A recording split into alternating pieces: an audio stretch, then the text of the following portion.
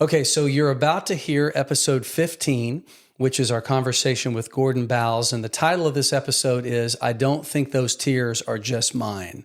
And as you listen, you will understand more about that. Gordon is a fantastic friend. You're going to love the way his brain works in the conversation.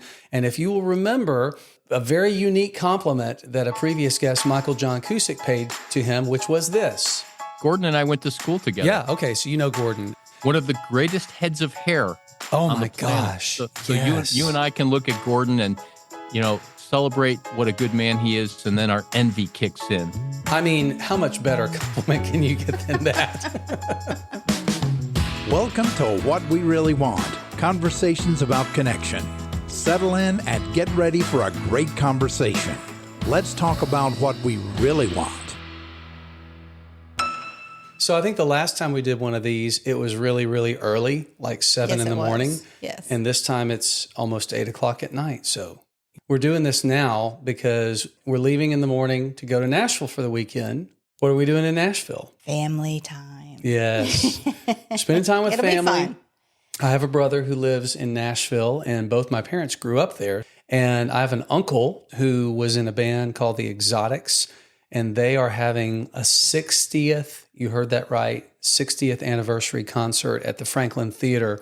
It will have already happened by the time you hear this, but yeah, it's this weekend and we're going. Yeah, so we got to leave early in the morning. But we wanted to take a few minutes just to talk about the conversation that you're going to hear, and it is with a person here in Birmingham that we have known for 20 years?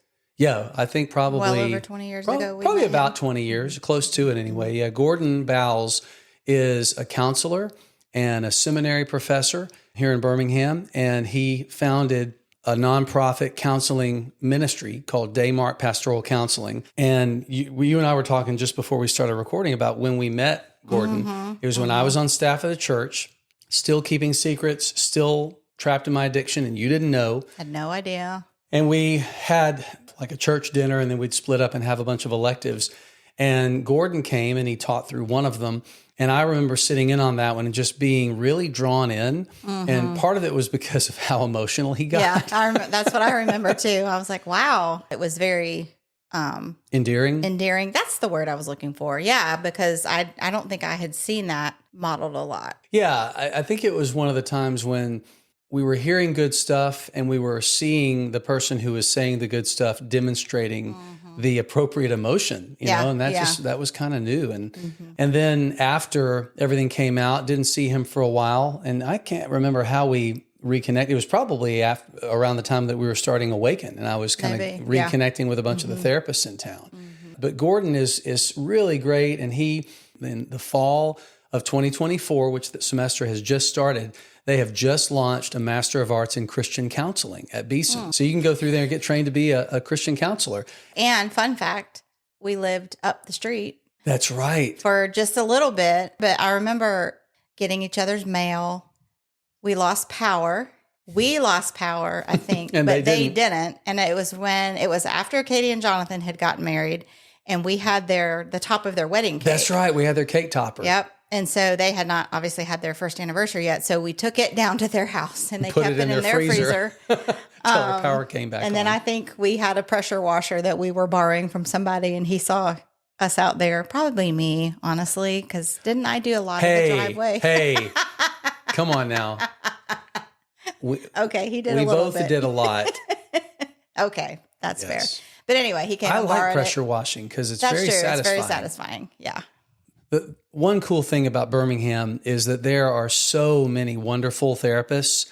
And I know that you've talked to a lot of women who have just really, really benefited from Gordon, from their interactions with him. Yeah. And I think him being compassionate and sensitive is very helpful. I just remember one dear friend who told me just about a response that he had, or just something that he told her, and just basically, I don't remember exactly what it was. Just super but reassuring. It was very reassuring, and whatever decision she needed to make. You might remember in the very first episode when you were sharing your story, and I was asking you Oh, yeah. some of the, I mean, you talked about when you realized that you had a choice, which sounds so basic, but like when you haven't been living your life as if you do, and you realize like, I get to decide what happens next in my life. And part of that is taking ownership. I think a lot of people would potentially be afraid to give somebody permission to make a decision that we might not agree with, especially in our trauma. We may not know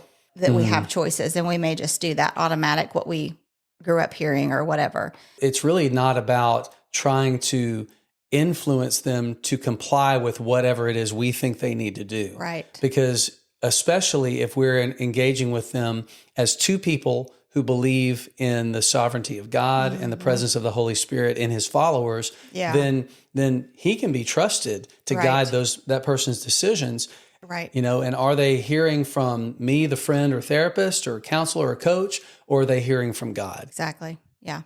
Well, we love Gordon, and we're so thankful that he's a part of our caring community, not only as a counselor and the founder of Daymark, but also now in his role primarily of training men and women to be qualified and caring counselors for other people, because we need so many more. Yeah. We'll put some links in the show notes to that program, just so that you can get to know Gordon a little bit better. But buckle up. It's going to be a great conversation. This is episode 15 with Gordon Bals, called I Don't Think Those Tears Are Just Mine. We got a little chance to bring some healthy human connection into somebody's life just now.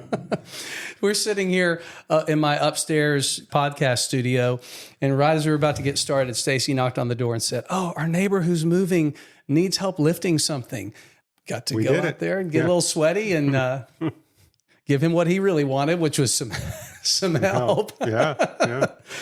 Gordon Bals, welcome to What We Really Want. Well, thanks. Thanks for having me. Yeah, for sure. I've really been looking forward to this since I saw you in the parking lot at the coffee shop, several weeks ago, and told you this was happening and invited you to be on, and just so thankful that you agreed. So, Well, really, it's good to be here. As we get started, let me just ask you the question that we always start off with, which is, Gordon, what do you really want out of this conversation today? I think in part just to interact with what you do and kind of bring some thoughts and some of my experiences to that. And hopefully it would be helpful to your listeners and kind of the work you do. Yeah, just to support you and advance what you're doing. Yeah, thank you for that.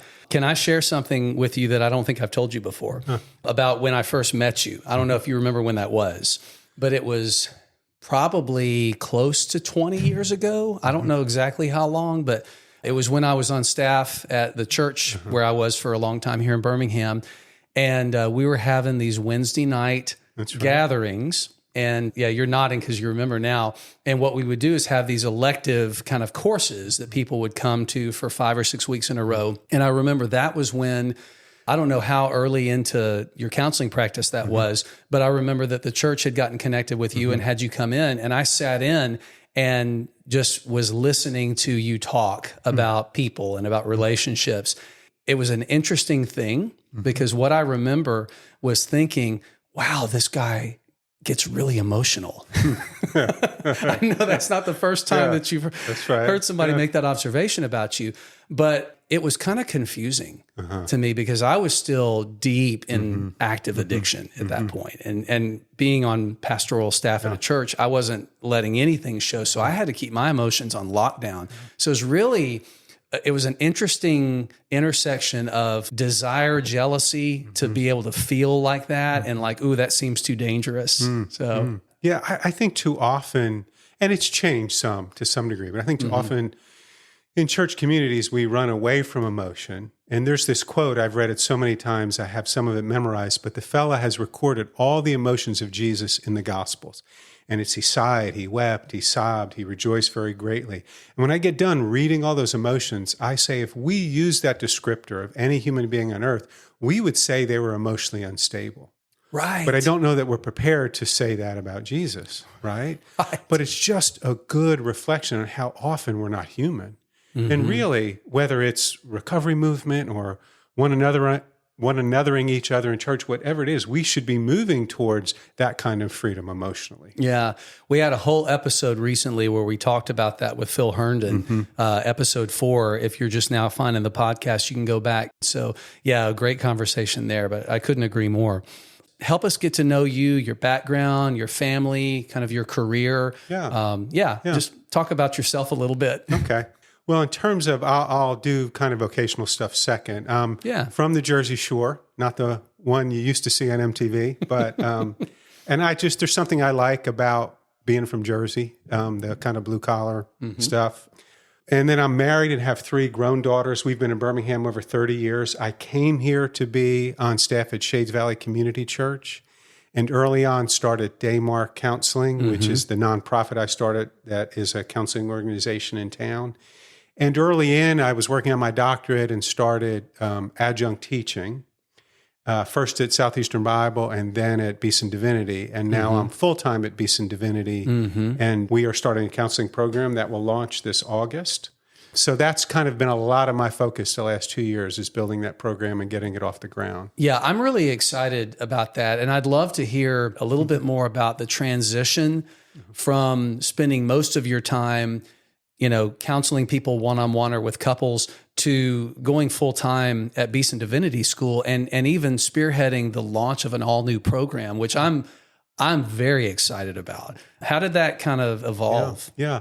Well, I had always kind of wanted to be full-time teaching, and Beeson, I love, it's one of the, maybe the only, if not one of the few seminaries left that does only face-to-face teaching. And so there was just something about their community, who they were, that I always wanted to be a part of. So I was grateful to be invited to work full-time after having been an adjunct for about 10 years. But at that point, I thought I would just continue to teach the counseling courses I was teaching to MDiv students. So I would have needed to create another elective and then kind of cruise control a little bit. And at my age, I wasn't ready to start something else. But 2 years into it, I can see where the Lord's hand is in it, and I've grown a lot more excited about it.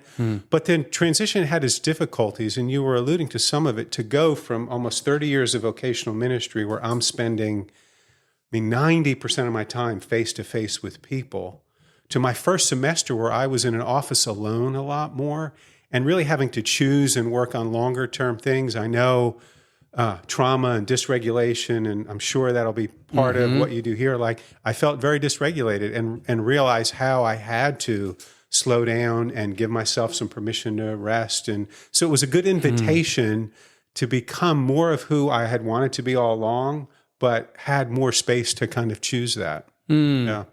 So backing up even further than that, what was it that made you initially want to be a counselor? How far back does that go? Yeah. When I was converted to faith as a freshman in college, and it was soon on, probably a year in, I felt like I just really want to help people. And because my whole life was being animated by the gospel, I thought I want to do it in a gospel context. Yeah. My brother was at the King's College in New York, and the campus pastor there had been through the Dan Allender, Larry Crabb counseling program in Indiana at the time, and introduced my brother to Larry Crabb. Well, he introduced me to Larry Crabb by passing along one of the books. And when I read it, I was like, okay, I have never read anything like that. Was it Inside Out or something like that? The first time I read Inside Out, literally I stopped and I thought, I think that was a good book. And I turned over the last page and went back to the first and read it a lot slower. Wow. And I thought, that's a good book. I remember that's what I thought about Bold Love by Dan and Trimper Longman. Yeah. It was so unusual because it was talking about honesty and like boundaries, things that I didn't think you were allowed to have as a Christian. So was Inside Out kind of like that for you? It was 6 months. It really took me, I think, to hear at least some of what was being said in the book. And then later, when I went out to study under Dan Allender, I realized I interpreted even a lot of that incorrectly. But it really got me started on the journey of really the mix of the gospel, relationality, connection, people, that type of thing. Yeah. You mentioned earlier, just a couple minutes ago, that shortly after you came to Birmingham, you founded Daymark Pastoral Counseling. So pastoral counseling is in the name, under the umbrella of biblical counseling. Yeah. And I know that biblical counseling can mean a lot of different things to a lot of different people. It can mean nouthetic, which is kind of more the approach of, look, just read and understand the Bible and do what it says and you'll be fine. I know that may be reducing it, but that's generally speaking kind of the approach. But then there's also biblical counseling that embraces some of the other modalities. What did you find? I mean, maybe starting with that introduction through Larry's book, what did you decide you wanted to be your path? Yeah. And really the pastoral in our name, Daymark Pastoral Counseling, is really a little bit to distinguish us from really the categories. On one side might be biblical counseling and then integrationist on the other. And then, I mean, there's a lot of, for people who read about that kind of stuff, there's a lot of categories. But what I feel about pastoral is I really think one of the primary things we're trying to do as we're being sanctified and growing in community is to be reconciled to God and reconciled to others. And I see that as the work of the pastor. And I wanted Daymark Pastoral Counseling to really be to support the church in the work they were doing. And I also don't think, I think it's a little bit dangerous today when so many people are seeing only a therapist and aren't involved in any other community. Like, to me, that's not very pastoral, because pastoral in part kind of connotates a community and that you're involved with other people. So when you have regular relationship and real community, in addition to seeing a therapist or doing a group like Awaken, then I think you have a more robust biblical kind of approach to whatever we want to call it, recovery, sanctification. So pastoral was a little bit to define, and also just the posture of a counselor. I'm not for a clinical approach. I think it's important to care about people. And I think when they know that, it really helps them. In fact, when you study kind of counseling and what works in counseling, many counselors are focused on their theory. And about 7% research will show what helps counseling be effective is the counselor's theory. All right. The largest percentage is actually the factors of the counselor, 86%. The community they're in, the person they are, how invested they are. 86% of effectual counseling is due to the counselee. So where they show up and relate? Yes. They're being more vulnerable, being more open, being more humble, those type of things. And then the largest factor that really contributes to effective counseling outside of the factors of the counselee is really the counselor himself and how he relates to the counselee. So we wanted to really reinforce a pastoral approach. Thinking about something you said a minute ago, when the choice of the name pastoral counseling, it's very important to you to support the work of the church. And it concerns you, I heard you say, if someone's seeing a therapist, but they're not involving their church in their process. What do you feel about when it's the other way around? When it's known in the church, but they're not getting some of the specialized help from a counselor? I think both errors are really they're just not helpful to people. So there is something about, first of all, if people could see me, if I put my hand right in front of my face, that's how people close to us see us. Other people outside of our community see us with more distance. There's some clarity in that, okay? And some of the anonymity helps both the counselee maybe be more vulnerable, but the counselor also to be more present and to be stronger. So I think they serve different purposes. And when they're together, I think they create more flourishing. When either one of them are alone, I think it leads to more death or to not as much life. We'll be right back. How have things gotten so out of control? How did something that didn't seem like such a big deal at first completely take over? Porn and sex addiction are destroying your life and killing your relationships. You know you can't keep going on like this, keeping secrets and telling lies. Something has to change. But how? Most men who struggle with unwanted or addictive sexual behavior have tried to fix it on their own.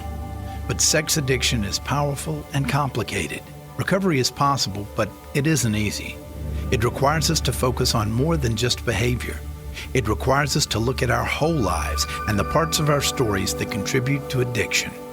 If you're ready to find freedom, maybe it's time for you to get to the roots. The Roots Retreat is a 4-day therapeutic and spiritual intensive. You'll work with therapists and coaches who specialize in sex addiction and recovery. You'll learn how to take healthy ownership of your behavior. You'll discover how your life experiences set the stage for addiction to develop. You'll see how God factors into your struggle, and you'll learn effective tools for ongoing recovery after the retreat. If you're ready to stop trying what doesn't work, if you're ready to experience real hope, healing, and change, let's get to the roots.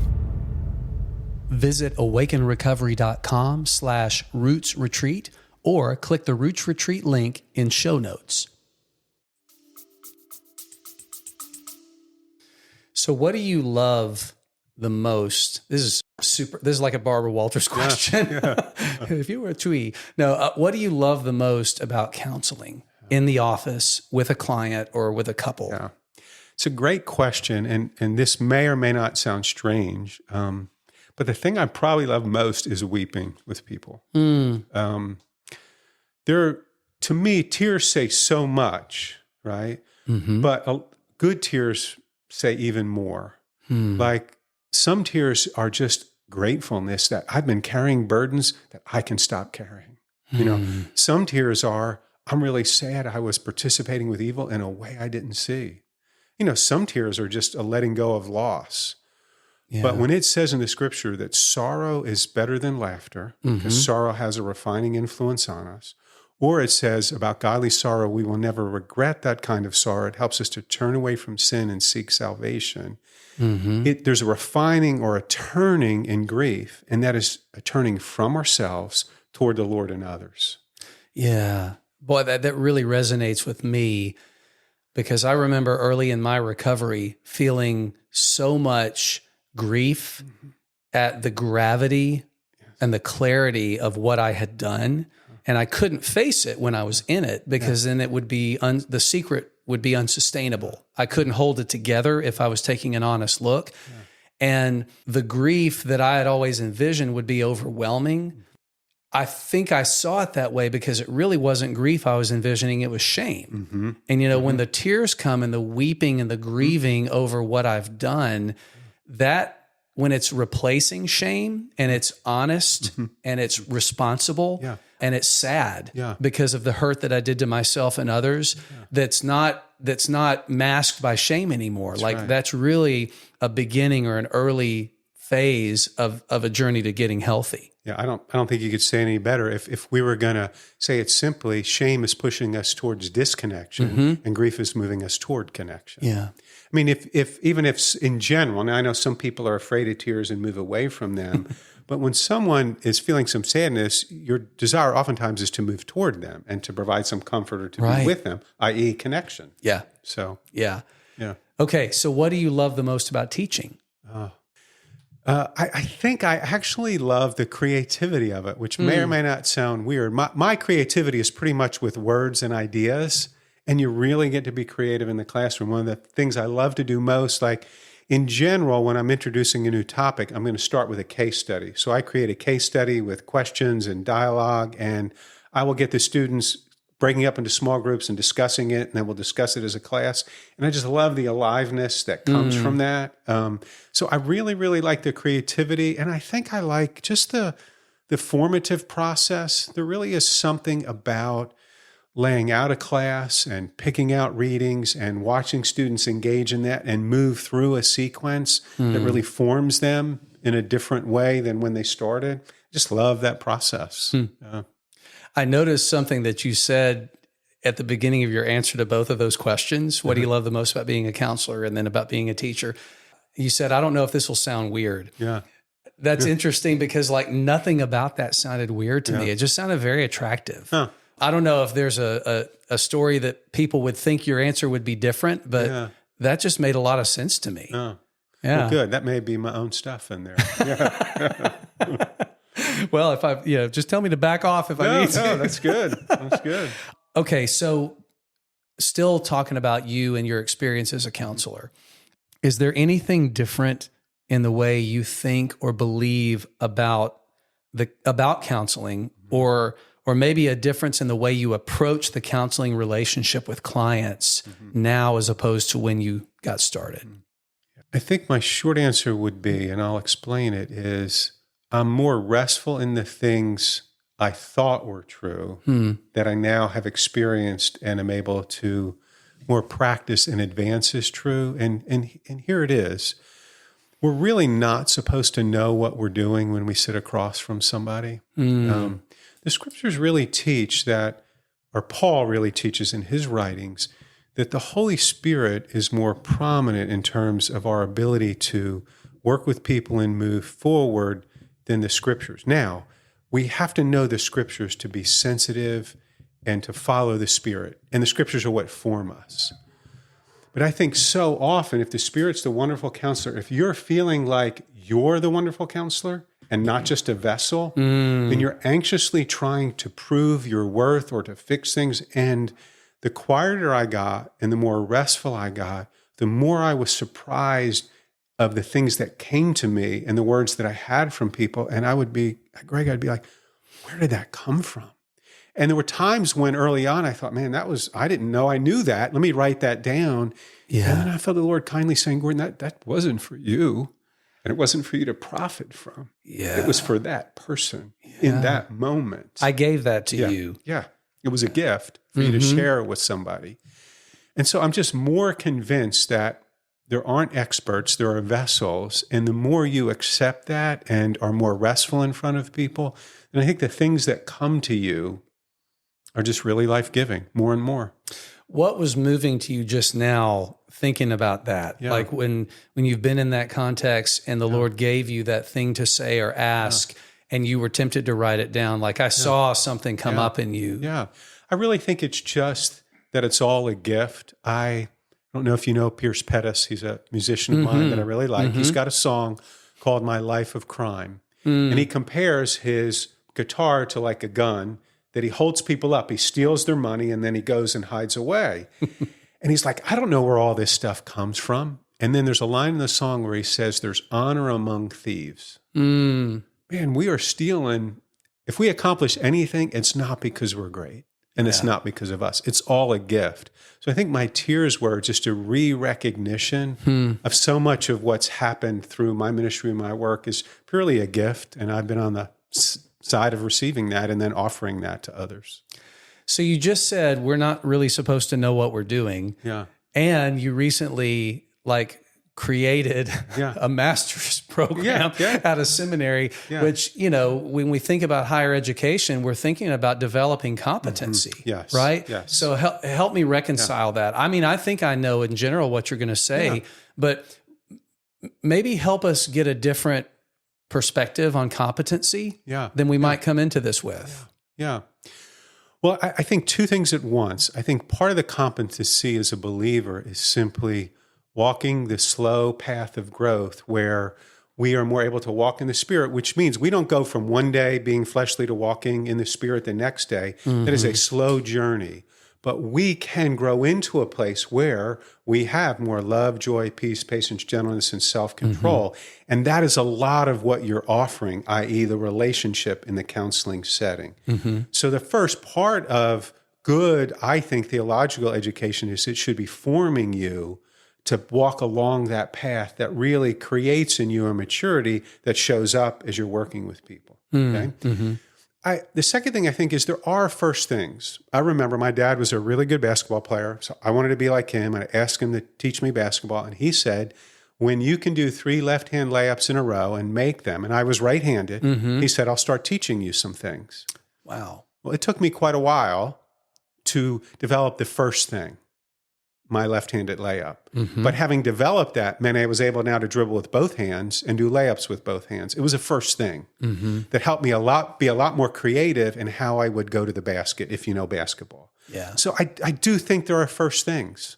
Even knowing, like what I said earlier, that your theory is not as important as who you're becoming. That's a first thing. Yeah. And so counselors that are a little bit restful, and then part of what I would be inviting them in the counseling training is you've got to learn to take some feedback. Again, one of the other things they've shown in counseling development is one of those big factors that help counseling be more effective is the counselor getting feedback? Is he learning about who he is? Well, oftentimes the people close to us can give us that feedback if we develop communities and help getting that. So that's just another first thing.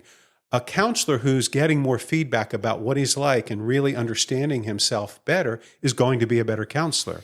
So that is part of the training. It's a first thing to kind of develop the ability then to be more fluid and be more creative when you really don't know what you're doing.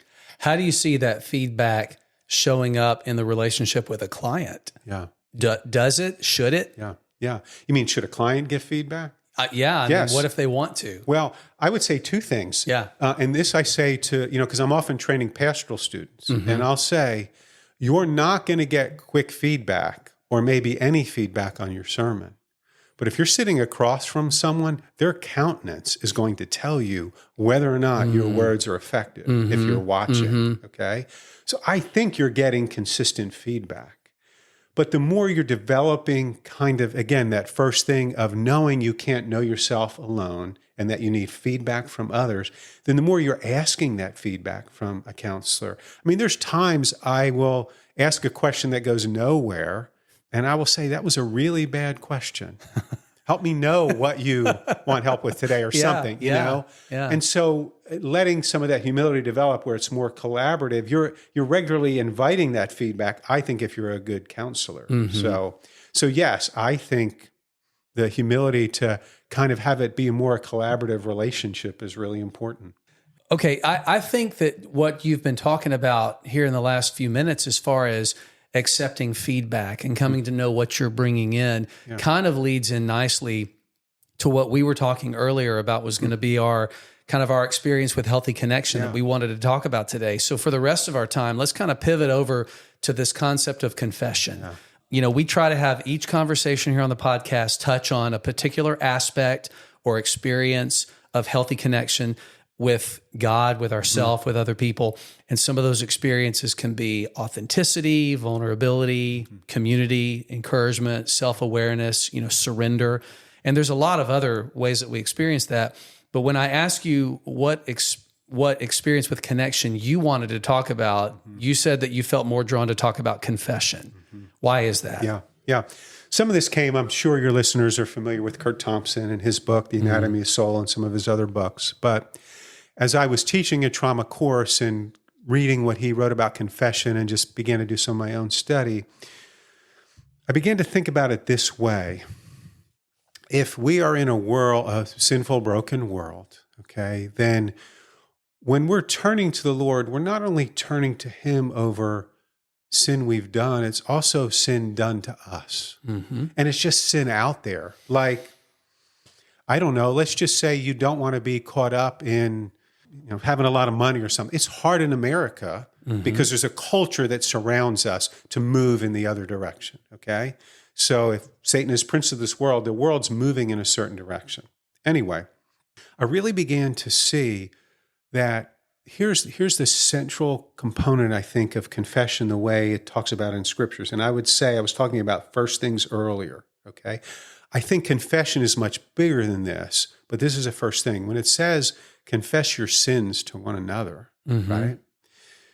Is there a way we're going to confront our shame any more directly than that? But I want us to think about it even a little deeper, because the most heinous things that happen to us, if it's someone who's been affected by sexual abuse, maybe even incest, I mean, I can't think of something more heinous.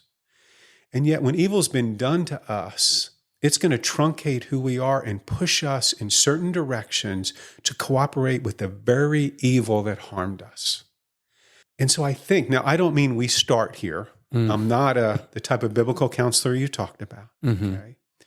But somewhere along the line for that person to get to the point of restoration and healing where they can say, even in what evil did to me, on the other side of that, I cooperated some with what happened to me. I mean, think about the vulnerability of that, right? Now, that's maybe an extreme example.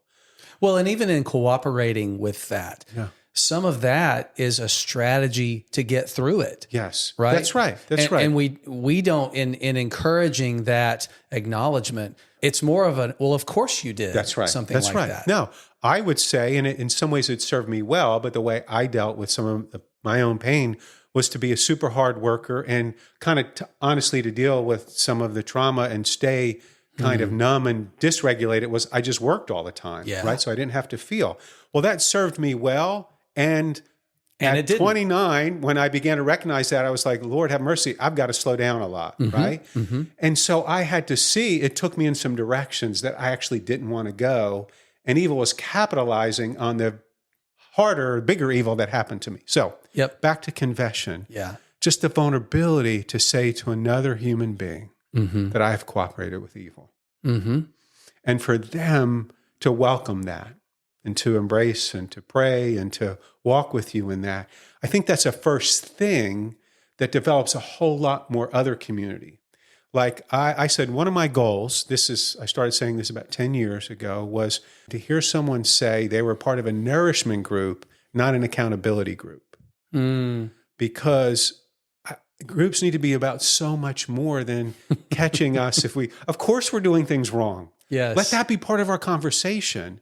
So if we grow into the first thing of confession, being able to talk about it where maybe it uncovers a lot more shame than we've done with others, then that's growing us up into a community where we talk about our sinfulness and brokenness with more comfort. And I don't mean we love it or we celebrate it, but if you're still beating yourself up about sin, there's nothing biblical about that. If you can sorrow it and feel the pain of doing things that I really didn't want to do, that's way more redemptive and effective. Yeah, as you're describing it, Gordon, I'm getting a picture of God bending down, taking that person who is confessing, I made an agreement with that evil, I cooperated, and just bringing them into his embrace and saying, thank you. Now let me do for you what you were trying to get from that, and it's so gentle and it's so loving, and it's not the harshness that so many of us have gotten accustomed to. Talking about accountability, like your friend, Michael John Cusick, who wrote Surfing for God, in that book, when talking about the problems with accountability, he said, I think you said nourishment. His better word was accessibility. Giving somebody access to what's going on inside my heart and my beliefs. Yeah, it's a good word. Such a better way of looking at that. It's not like the behavioral version of a cuss jar, where you get smacked around and you got to, pay your fine. Yeah. Well, I really love like having some of my closer relationships where they'll just talk very comfortably. Like I might be talking to one of my friends and they'll be like, you're just so neurotic. And he doesn't like, and it's just so refreshing to be like, he doesn't have a problem naming that with me and for me. And we've developed that kind of community. So how often, let me think of the way I want to ask this. So how often have you gotten to be in the room when someone who's been carrying secrets, shame, trauma, has that first taste of the kind of confession you've been describing? Yeah. My tears that started as you were even asking the question is way more often than I wished was true. I mean, that's my simple answer. Now I'm grateful to welcome people to community and to help them move beyond our relationship into others where that becomes more normative. While grieving that it's never happened? Yes, amen. But it's profoundly sad when I meet with a 38-year-old who said, I've never said this, whatever it is, to anybody. And to think you've been carrying that for that long. I'll never forget an experience like that. It wasn't in a counselor's office. It was at a Longhorn Steakhouse. And I was sitting across the table from the man who became my sponsor early in recovery. It was someone else who had been in pastoral ministry about 5 years before my life blew up. His blew up. He lost his job. And I remember thinking when I was still in my addiction, if I ever get caught or if this ever comes out, he's going to be one of the first people that I call. Because I had heard he's doing okay, down the road, and he's back. He's actually was back in ministry. And so I called him and I went to lunch with him with the intention of asking him to be my sponsor. But I said, you got to know what you're getting yourself into. And so I didn't eat any of my food. I sat there and for 45 minutes, I just vomited out my whole story. And other than my wife, my brother, and my therapist, he was the first person to hear the no holds barred, complete access version of my story. And I told him because I trusted that he was going to handle it well. When I got done, he had tears in his eyes. And the very first thing he said, Gordon, was, I am so sorry that you had to carry that for so long on your own. You said a minute ago, a 38-year-old. I was 38 when everything blew up in my life. Yeah. He's like, that is so much to carry for so long. And he said, I've never been prouder to be your friend, and I feel honored that you shared that with me. Yeah. That blew the doors off of my mind and my heart. And I realized driving home why that landed so beautifully and heavily for me. It's because I realized, okay, he was saying it, but I was receiving it from God. It's like he was the conduit. Yes. And I had been a Christian since I was 6 years old. Like all the years I was in addiction, I have never doubted that I was genuinely a believer because like not all of my life was fake. It was just this part of it. But I never experienced the joy of my salvation. I never experienced the life that I was created to live, the abundance. And so whenever I thought of God's posture towards me, it was always disappointed. And that was the first time I got a picture through a human form of God saying, I'm not disappointed in you. I haven't been disappointed in you. I just want something different for you. Yeah, that's well said. There's many times you talked about my freedom emotionally, whereas people are telling their story, like I'm beginning to weep. And part of what I'll say is, I don't think those tears are just mine. And I certainly feel like they were a reflection of the Lord's heart for you, but even others who may have wanted to carry some of this with you. Yeah. Wow. So thinking about all those experiences, weeping with clients whose pain and their trauma is coming out, they're getting to have a say and have a voice, a confession for the first time.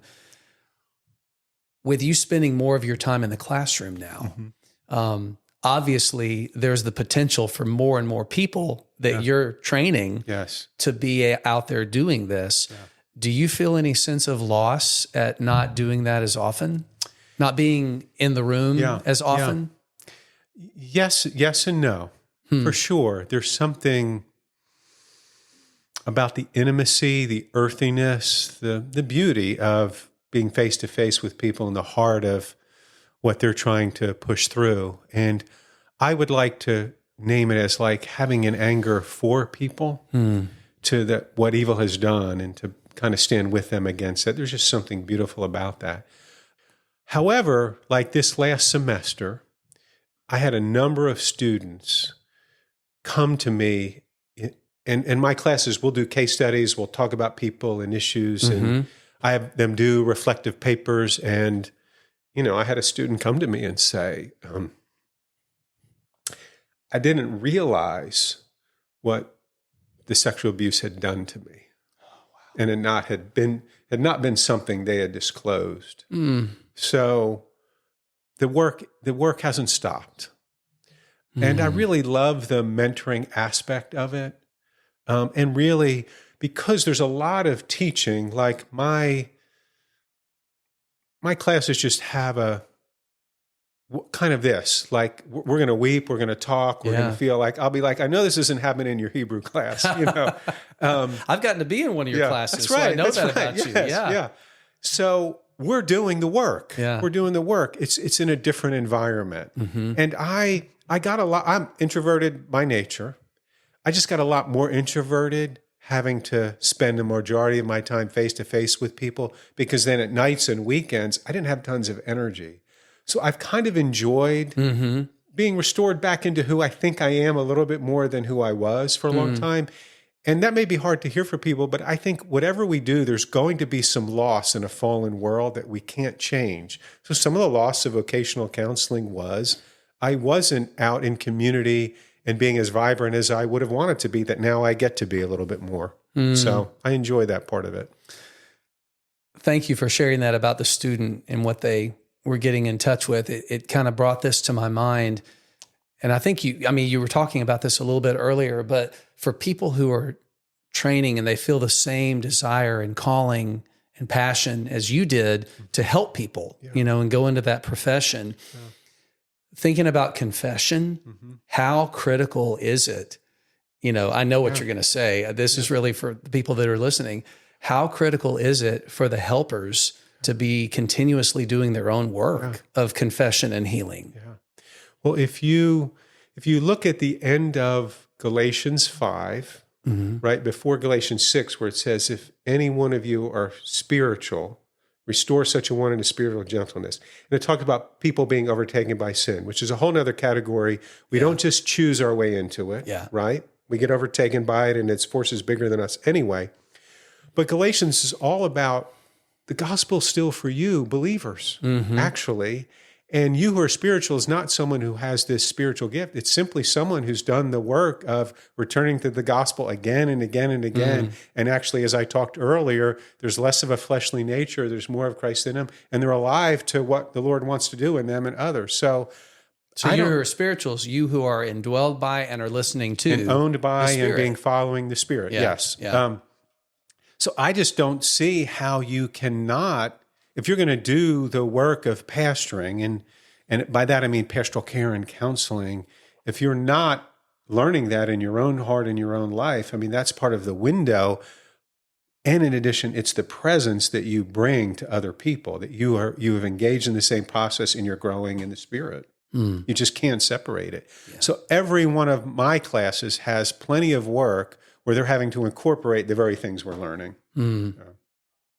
So obviously, Gordon, the direction of the conversation we've been having today has been through the lens of two men who are sitting across the table from each other, who both, we look at the world through the lens of the gospel of Christianity. Yeah.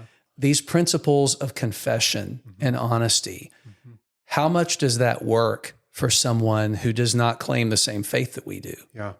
How effective is it for healing for someone who doesn't have a relationship with God? Yeah. I would say two things. First, I think it's very helpful. I think what is true is true. What is good is good. We need others. And that, I mean, there are plenty of people out there telling you that haven't thought a day about how the gospel impacts people, that we can't do it alone. I mean, you look at a lot of your counseling theory, even the humanistic theories, it's all about relationship and, moving back towards that. So the first thing I would say is it just matters across the board, and we can't get away from that. Yeah. And part of that would come from really some of my Christian thinking that we're made in the image of God, and God himself is three persons who are one God, i.e. relationship. But even if you don't believe that, relationship, interdependence is better than isolation, independence. Right. That's right. Yeah. That's right. That's well said. The second thing I would say is I think the difference for the believer is they actually believe something else is going on, and they're attributing that good to outside themselves. So maybe in that process, I think if they're moving forward in the gospel in a good way, they're becoming less self-reliant, and you use the word, more interdependent on God and others. So I think over time, that can bring more life. The example I like to use, if we think about marriage, I've done a lot of marital counseling, and I could not have incorporated any of my faith perspective or the gospel into my marriage and believe that we're still together because we worked hard at it. And had we just worked hard at it and stayed together, I believe humility and different things would have happened that would have been good.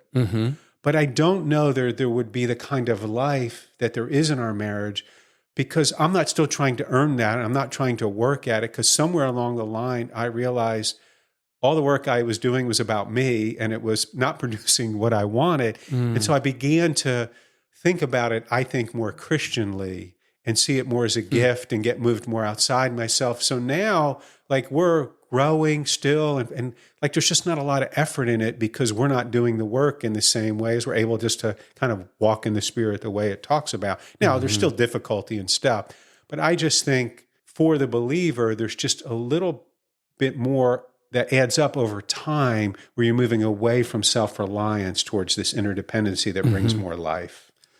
Well, Gordon, at the beginning of our conversation, what you said you wanted was to talk about, and understand more what we're trying to do and how that overlaps and interrelates and intersects. I'm just thinking about the 15 years that I've been personally in a process of recovery and healing, and how different things are now in a good way than they were in 2009. Yeah.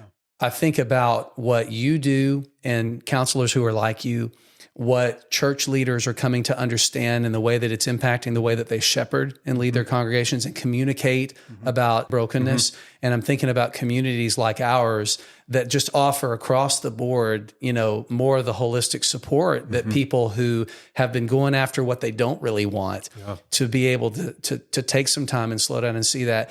And I want you to know how much I have been grateful for just the part that you've played in our community. Because I'm sure you know too, but I know from what I hear all around over the years, how many people God has used you to have influence and effect on. And so I'm just really grateful for you. And not just for the conversation today, but just because of who you are and the way that you are and the picture that you are of looking at our lives and showing up authentically and all the things that we've been talking about. So I'm just really grateful for you, brother. Yeah. Well, thank you. I really appreciate those words.